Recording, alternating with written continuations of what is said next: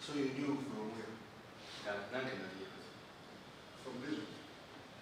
He says he was in prison with him and he saw him going to court.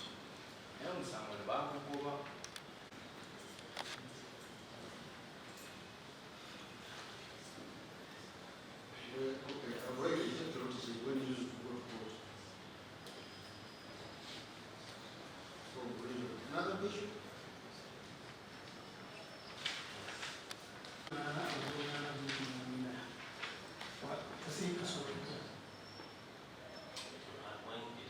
When did you go to see this man?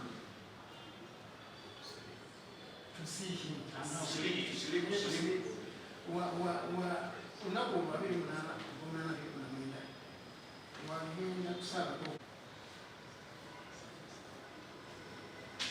And about 8 p.m.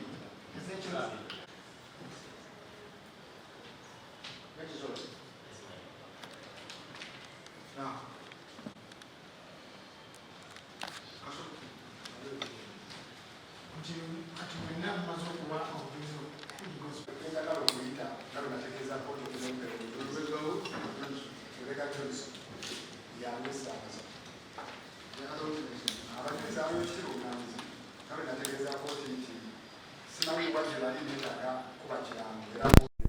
nompa amagezi nonsindike wali gestura embaddeyo leero ow'ekitiibwa omulamuzi naye tulemeddwa okukkaanya nabo kubanga bo badde balina kye bayagala ng'ate bo kye bayagala ekitiibwa omulamuzi nga ndaba kinyigiriza nze sisobola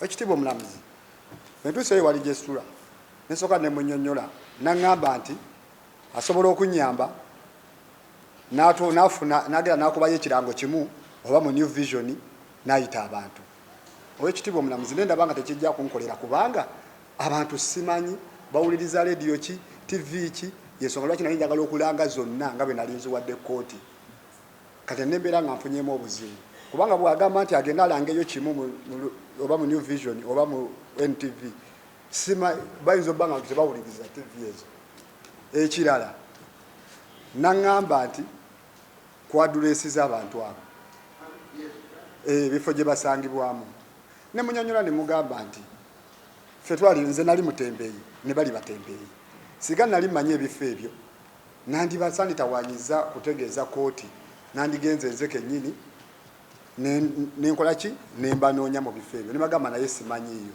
kati ye n'agamba tujja kufunayo kooti saava tusobola okufunayo kooti saava oba omusirikale wa poliisi abeeyo ne batambulatambulako eyo nga banoonya abantu abo ne mugamba ssebo abasirikale ba poliisi nze be bankwata ne bampayiriza omusango ne bankuba okunzita kati ndi mu kooti ate oŋŋamba ota nti bajja sobola okunnoonyeza abajulizi banyambe nsobole okufuna obwenkanya okuteebwa kale n'olwekyo ekitiibwa omulamuzi awo bwentyo bennemereddwa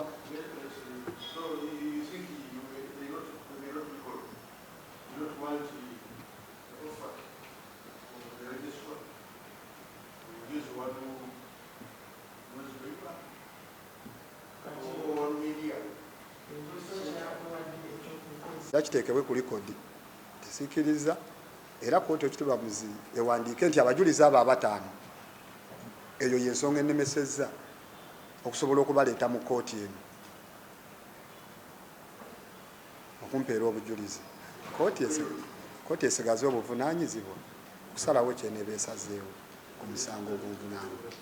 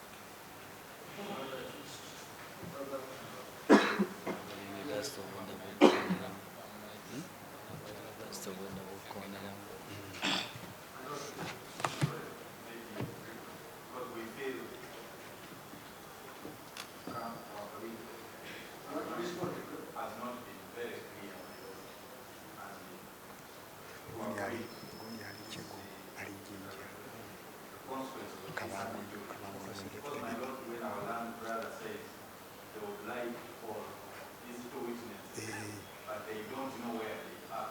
je bali What does it maniko have mukono to do with maniko this? mukono maniko mukono manika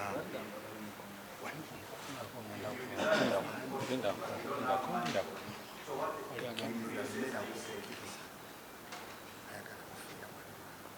because my Lord, if this court has only some witnesses who are certain, whose addresses are known, so what does my land brother, how does he advise this court to handle the situation of this client who wishes to call the witness, whose address we must guide court properly.